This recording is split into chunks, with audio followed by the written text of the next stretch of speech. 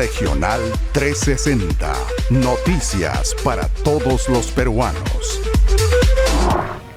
Saludos, bienvenidos a Regional 360 en nuestra segunda emisión del día de hoy, lunes 28 de noviembre. Para el gobierno sí se negó la cuestión de confianza. Así lo informó la presidenta del Consejo de Ministros, Betsy Chávez, quien además precisó que no realizarán un nuevo pedido de confianza. Sin embargo, el Congreso deberá aún decidir si le da la confianza o no a este nuevo gabinete, lo cual podría desencadenar en una nueva crisis política. Esta y otras informaciones a continuación.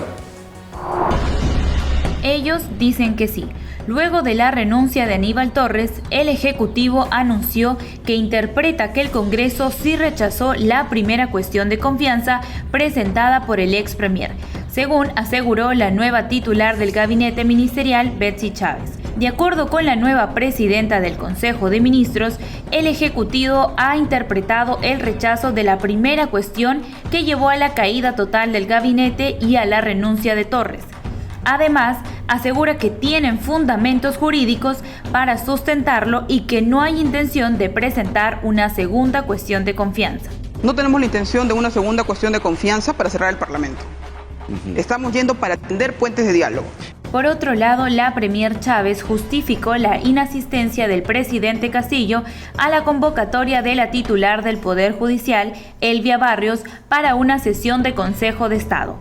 Esta sesión tenía el propósito de coordinar y emprender acciones que garanticen la gobernabilidad democrática de la nación, para lo cual se había citado, entre otras autoridades, al presidente Pedro Castillo, el presidente del Congreso, José Williams, y la fiscal de la Nación, Patricia Benavides.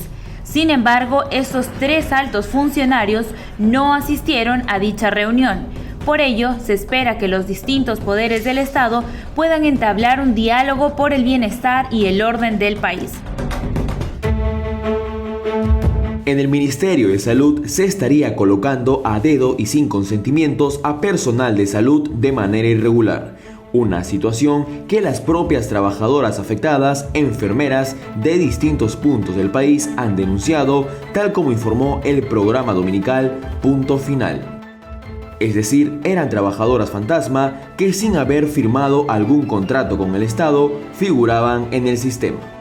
Por ejemplo, una de las enfermeras en cuestión aparecía en el sistema laborando desde hace 6 meses en la Dirección de Redes Integradas de Salud de Lima Este, DIRIS, con un sueldo de 6.000 soles, dinero que según la enfermera no cobraba. A su vez, otra enfermera de Pucallpa mencionó que figuraba como trabajadora en la Dirección Regional de Salud de su región durante 3 meses, llegando a sus cuentas bancarias dinero desconocido.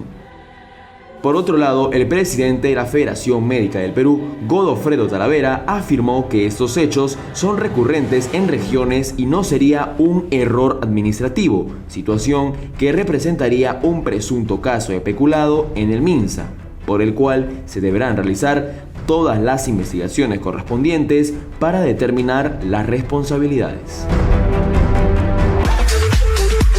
La noticia que importa en tu región desde Lima y todos los rincones del país. Regional 360. La minería más volátil que nunca. Si bien durante el primer semestre del año la recaudación minera creció en 77%, durante los meses de julio, agosto, septiembre y octubre, la recaudación minera sufrió una preocupante caída del 51%. Solo en el mes de septiembre, según los datos del Ministerio de Economía y Minas, las recaudaciones por impuesto a la renta, gravamen especial a la minería y otros, se registró un retroceso del 33% en relación al mismo mes del año pasado. Según explicó al diario Perú 21 el profesor principal de Economía de la Universidad del Pacífico, Carlos Casas, la conflictividad en torno a la actividad minera es una de las razones por las que las cifras se encuentran en rojo. Según información de la Defensoría del Pueblo, en la actualidad hay 218 conflictos sociales latentes que impiden el desarrollo de la actividad minera, que genera el 8.4% del PBI peruano y el 12% de los ingresos fiscales, además de beneficiar directa e indirectamente a millones de peruanos. Para solucionar esta situación, precisó el experto, urge que el Ministerio de Economía y Minas active la cartera de proyectos que posee, que supera los 53.000 millones de dólares. Además, proyectos mineros como Quellaveco podrían traer ingresos fiscales de 1.600 millones de soles al año, contribuyendo a revertir esta situación.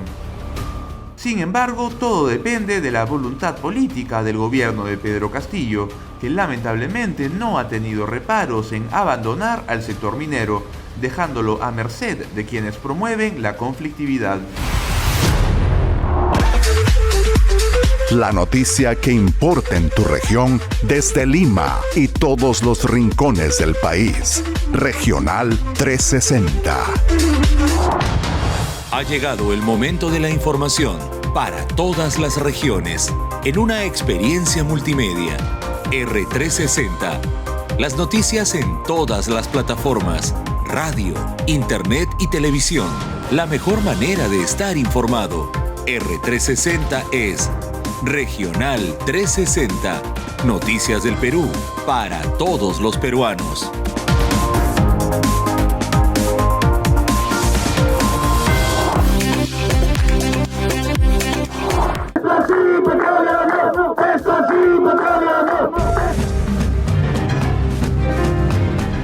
Un gabinete renovado a medias empieza el último mes del año con una convulsión que parece generalizada. Mientras los poderes del Estado se enfrascan en una nueva lucha de espaldas a los verdaderos intereses del país, diversos sectores se levantan como puntos de ebullición de una crisis que parece no tener fin. Pesca, agricultura, transporte, educación, cultura son tan solo los casos más agravados que demandan una atención urgente por parte del Ejecutivo. De no conseguir hoy día ningún acuerdo o no llegar a ninguna respuesta, solicito también la aprobación en asamblea permanente y radicalizar nuestra lucha a las siguientes semanas con un paro indefinido.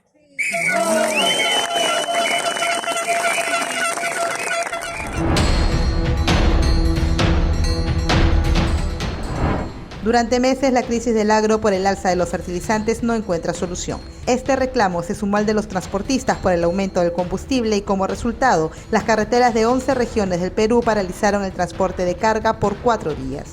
Lima, Ancash, Lambayeque, La Libertad, Ica, Arequipa, Junín, Ayacucho, Apurímac, Puno y Cusco. Cuando se advertía una movilización hacia Lima, los transportistas dieron una tregua de 2 días al Ejecutivo. Las acciones de este lunes 28 serán determinantes para las medidas del gremio. El paro que los transportistas sostuvieron durante 4 días no llegó a afectar el abastecimiento de productos, sin embargo, no se cumplió con el envío de exportaciones. Según la Asociación de Exportadores, ADEX, esto generó una pérdida de 25 millones de dólares al Perú por cada día de paralización. Hasta que se nos considere con la reivindicación justa. ¡Viva el paro del 22! ¡Viva! ¡Viva los transportistas del centro! ¡Viva! ¡Viva los conductores! ¡Viva! ¡Viva! Pero aquí estamos nosotros para defender. Otra tregua dieron los pescadores tras 5 días de protestas en el norte del Perú por la derogatoria de una ley. En tiempo récord, la ley que lucha contra el tráfico ilegal de flora y fauna silvestre, así como la extracción ilegal de especies marinas, fue cuestionada apenas 7 días después de aprobarse con amplia mayoría. Los ministerios de la Producción y del Ambiente quedaron enfrentados en contra y a favor de esta ley, y en el medio los pescadores, convencidos que el trabajo artesanal pretendía ser criminalizado, tomaron las carreteras de Sechura, Paita y Talara. Los bloqueos generaron el cierre de servicios como bancos, comercios, transporte y hasta clases escolares. La tregua ha iniciado con su decisión de abrir diálogo con los congresistas, manteniendo su exigencia de derogar esta ley. Sin embargo, un sector de los manifestantes no cree en la tregua otorgada y la medida podría ser radicalizada. La Defensoría del Pueblo se ha pronunciado pidiendo a ambos ministerios informar a los pescadores artesanales sobre los reales alcances de la cuestionada ley, calificando de grave la desinformación que viene promoviéndose. Aseguró que la pesca incidental no constituye tráfico ilegal de especies ni crimen organizado.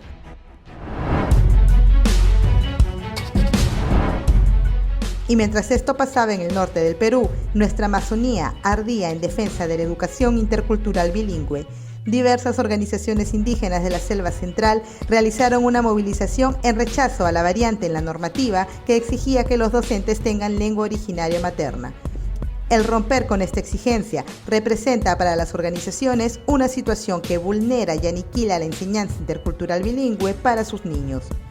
Las manifestaciones se agravaron luego de una reunión con el ministro Rosendo Serna que terminó en un mayor desacuerdo. Con el diálogo trunco, los manifestantes tomaron la carretera marginal de la selva, realizaron un plantón en Pucallpa y aseguran que no cederán en sus reclamos hasta que sean atendidos. De los 5 ministerios involucrados en los conflictos de tan solo la última semana, solo 2 de ellos, Producción y Agricultura, cuentan con nuevo titular. Para los ministros del Ambiente, Transporte y Educación, el cambio de gabinete solo ha dilatado los plazos y en 2 casos otorgado una pequeña tregua. Sectores en crisis en medio de una guerra de poderes que necesita detenerse y volver la mirada hacia los daños causados. Regional 360. Noticias para todos los peruanos. Decepcionado. Así se mostró el congresista Waldemar Cerrón al respecto del gobierno del presidente Pedro Castillo. En ese sentido, declaró que Perú Libre se arrepiente de haber acompañado políticamente a Pedro Castillo en la última campaña. Particularmente se refirió al cambio de constitución, propuesta bandera de la campaña perulibrista que el presidente Castillo no ha podido sacar adelante. Alerta por aumento de casos COVID-19. De acuerdo a informaciones del Ministerio de Salud, el 26 de noviembre del 2022, en Perú se registraron los resultados de 24.416 personas muestreadas, de las cuales 1.622 fueron casos positivos confirmados del COVID-19. Asimismo, el MINSA reportó 7 fallecidos ese día. Además, el MINSA informó que a la fecha se tienen 366 pacientes hospitalizados por el COVID-19, de los cuales 76 se encuentran en UNCI con ventilación mecánica. Habló Beder y cayeron varios. Después de que el ex subsecretario presidencial Beder Camacho brindó su testimonio al equipo especial de fiscales contra la corrupción del poder, se tomó la decisión de solicitar el arresto de 5 involucrados en el caso Petroperú. Se trata del jefe de la Dirección de Inteligencia Nacional, José Fernández Latorre, Henry Shimabukuro, Hugo Chávez y Samir Abudaye. Que desaparezca todo y haga todo lo que tenga que hacer, ordenó el presidente Pedro Castillo de acuerdo con la versión de Beder Camacho que entregó a los fiscales. Como se recuerda, el mandatario Castillo, Hugo Chávez y Samir Abudayet vienen siendo investigados por el contrato para la compra de biodiesel B100 a la compañía Haven Petroleum Operators. Altamente eficaz y útil por 5 años. Se trata del dispositivo intrauterino DIU que el MINSA incorporará a la gama de opciones de contracepción que ofrece. Se trata de un artefacto que funciona liberando progestágeno, evitando así la concepción.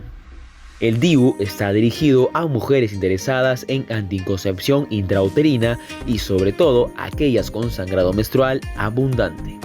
Este método anticonceptivo presenta un alto grado de satisfacción y tasa de continuidad en los diferentes estudios globales reportados. Gracias por su preferencia. Lo invitamos a seguir el desarrollo de la actualidad informativa por nuestra página web y todas nuestras redes sociales. Nos reencontramos en nuestra próxima emisión por este mismo canal. Ahora lo dejamos con nuestra efeméride del día. Cada 28 de noviembre se celebra en la región liberteña el Día Regional del Patrimonio Cultural de la Libertad, una celebración que busca fortalecer la identidad cultural en dicha región, promoviendo diversas manifestaciones culturales. Esta fecha fue seleccionada por las autoridades de la región para conmemorar la inscripción de la zona arqueológica de Chanchan en la lista del Patrimonio Mundial de la UNESCO, lo cual ocurrió el 28 de noviembre de 1986. Regional 360. Noticias para todos los peruanos.